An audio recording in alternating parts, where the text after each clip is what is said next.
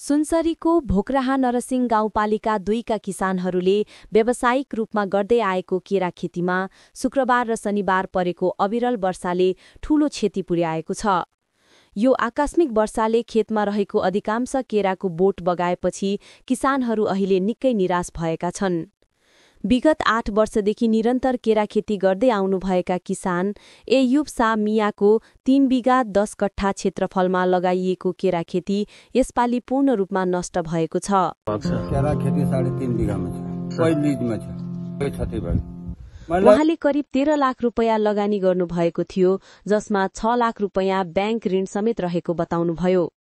दैनिक 5 देखि 6 जना मजदूर राखेर सञ्चालन हुँदै आएको यो खेती एक झट्कामै समाप्त भएपछि मिया अहिले चिन्ता र तनावमा हुनुहुन्छ। हामीले मेहनत गरेर लगाएको केरा सबै वर्षाले लग्यो, अहिले ऋण कसरी तिर्ने भनेर ठूलो चिन्ता भएको छ। त्यसै वडाका अर्का किसान वीरेन्द्र ठाकुरको पनि 7 कट्ठा क्षेत्रमा लगाइएको केरा खेती वर्षा र हावाहुरीले नष्ट भएको छ। उहाँले करिब 1 लाख रुपैयाँ लगानी गर्नुभएको थियो।